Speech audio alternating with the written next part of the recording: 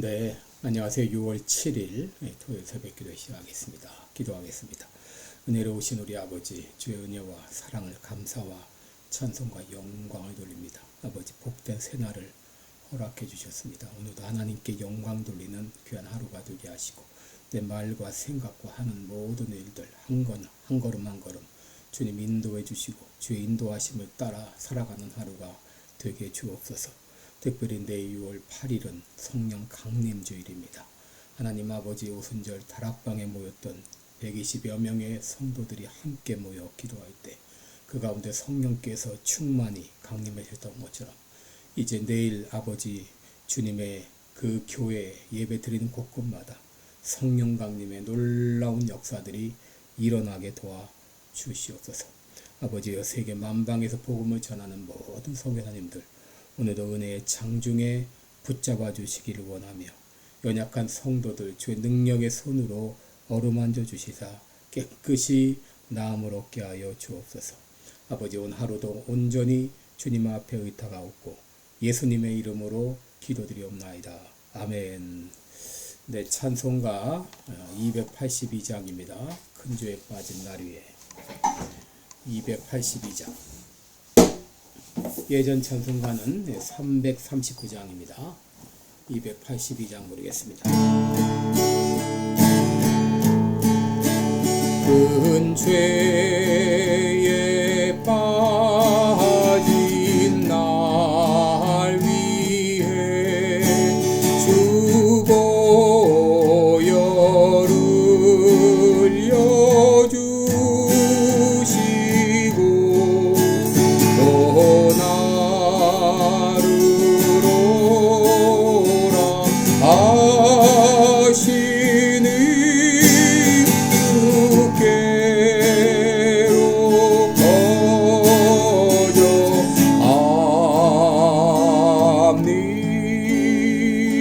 거저합니다. 내 죄를 씻는 능력은 주고 열밖에 없으니 정하게 되기 원하여 주께로 거저합니다. 큰 죄악 씻기 원하나 내 힘이 항상 약하니 오혈의 공로 믿고서 주께로 거저갑니다.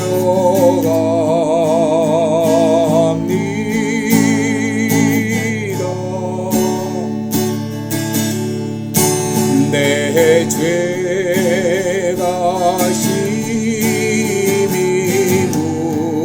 무거워 구하여 줄이 없으니 내 의심 떨쳐버리고 주께로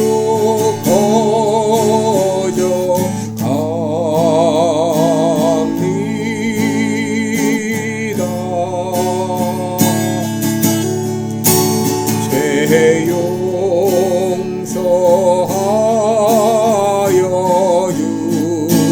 주시고 내 마음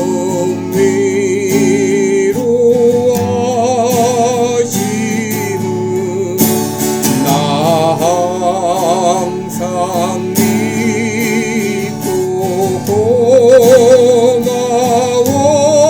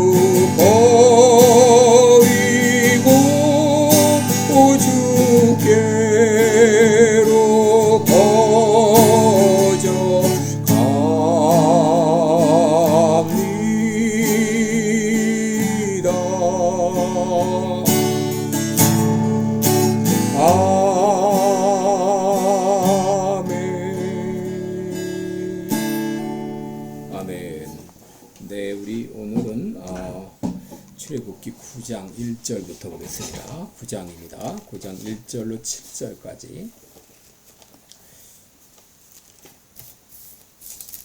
출애굽기 9장 1절로 7절까지 제가 봉독해 드립니다.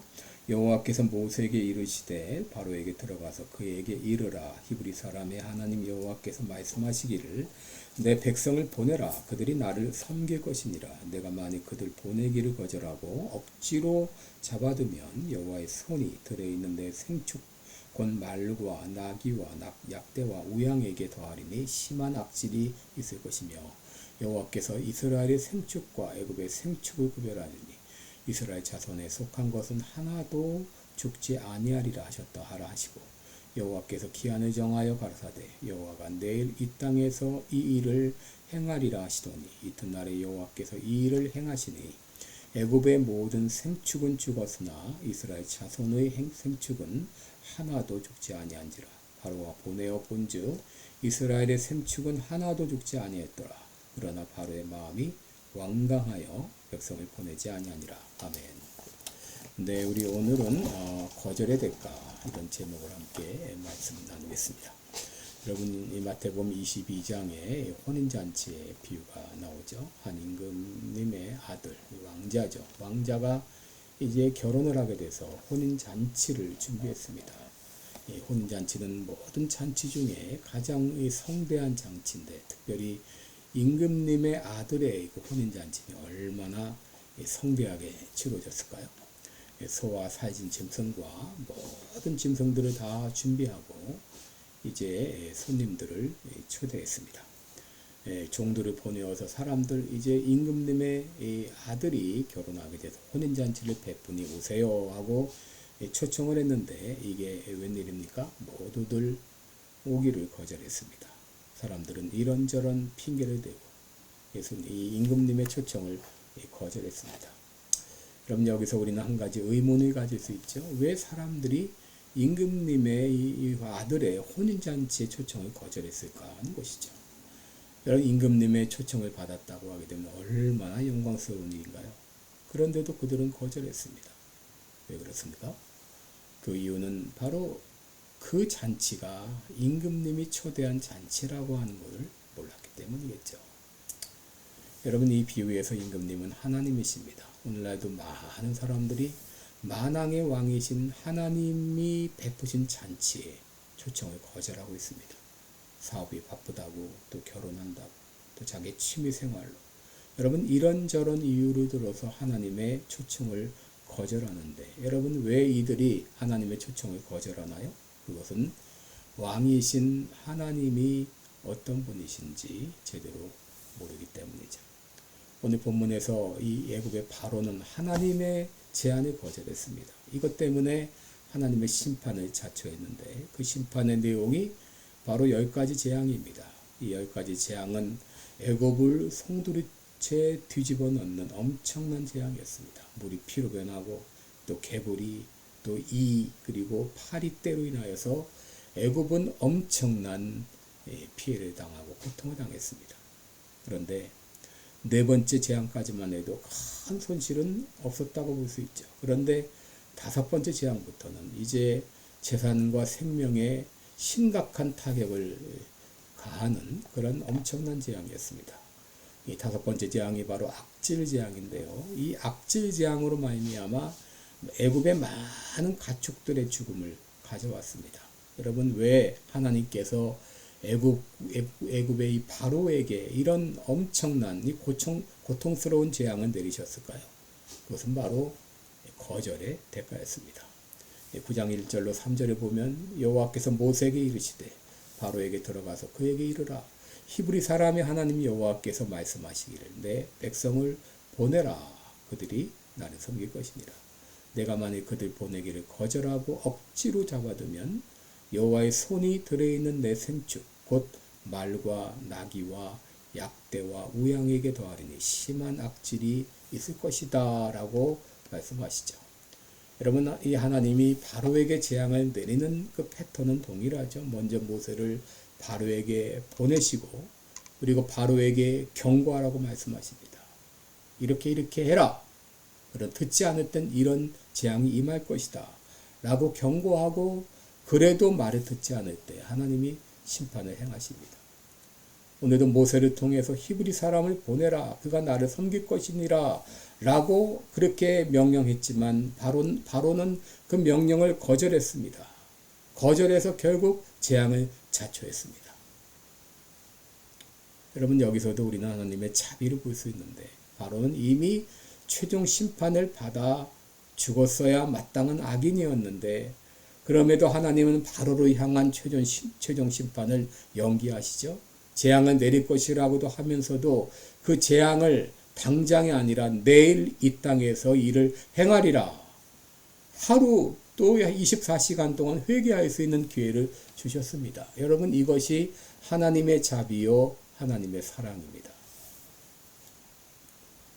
저는 종종 하나님께서 왜 저런 악한 사람을 심판하지 않고 그냥 두실까 그렇게 의문을 가질 때가 있습니다. 그런데 여러분 심판받아야 될 사람은 다른 사람이 아니라 바로 나 자신입니다. 내 자신이 벌써 심판받아야 마땅한 사람이었습니다. 하나님의 자비가 아니면 벌써 멸망받을 자식이었습니다. 그럼에도 하나님의 은혜로 그 은혜를 우리가 받아들임으로 심판을 면하고 구원받게 된 것이죠. 구약성경에 요나서가 있죠. 요나서의 주제는 하나님의 사랑입니다. 하나님께서는 악이 극에 달한 그런 니느웨의 죄악을 오래 참으시고 뿐만 아니라 선지자 요나를 보내서 회개 메시지를 전하게 하셨습니다. 그리고 니느웨 백성들이 요나의 외침을 듣고 회개했을 때 하나님은 그들을 향한 심판을 돌이키셨습니다. 그런데 여기서 우리가 놓치지 말아야 될 것은 하나님께서 고집스럽게 불순종하는 한 사람을 얼마나 사랑하시는가 하는 것이죠. 그 사람은 바로 다른 사람이 아니라 요나 선지자였습니다. 여러분 요나는 상징적으로 오늘날 요나를 가리킵니다.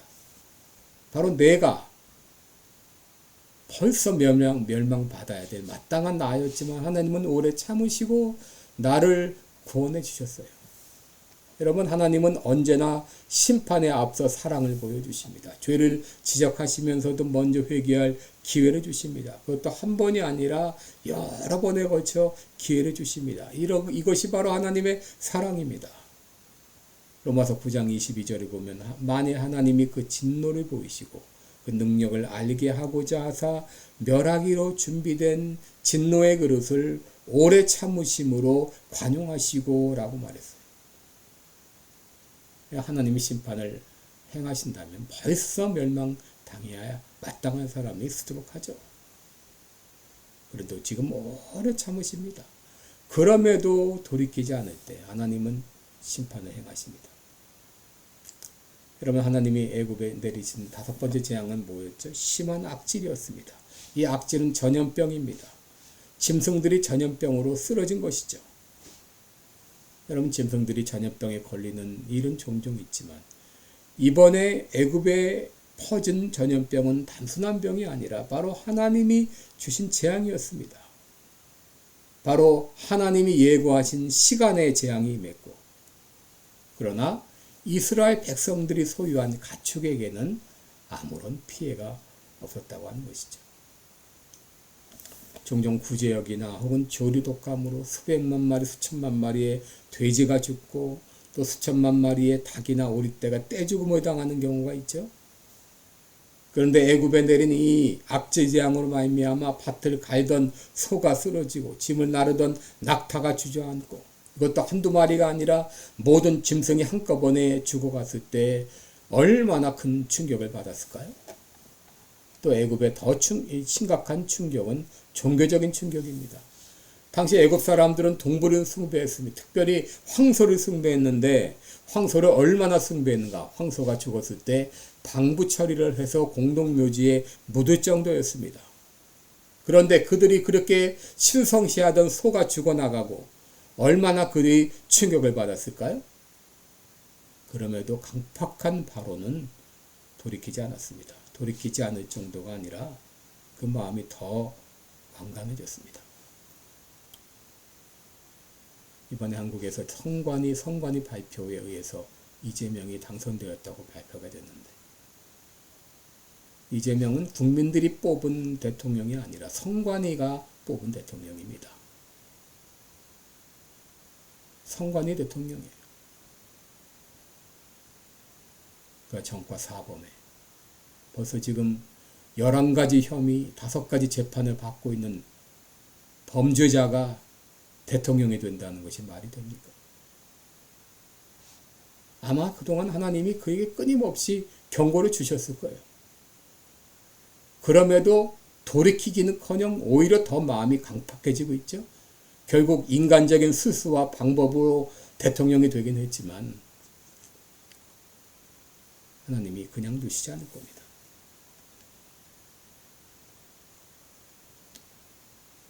여러분 9장 7절에 보면 바로가 보내어 본즉 이스라엘의 생축은 하나도 죽지 않았다. 그러나 바로의 마음이 완강하여 백성을 보내지 않았다. 이 마음이 완강하다, 이것은 하나님의 심판을 보면서도 돌이키지 않는 것입니다. 분명한 증거를 보면서도 회개하지 않는 것입니다. 잠언 29장 1절에 자주 책망을 받으면서도 목이 곧은 사람은 갑자기 패망을 당하고 피하지 못하리라 라고 했습니다. 여러분 요한복음 9장에 나면서부터 소경된 자가 나오죠. 예수님께서 그의 눈을 치료해 주셨습니다.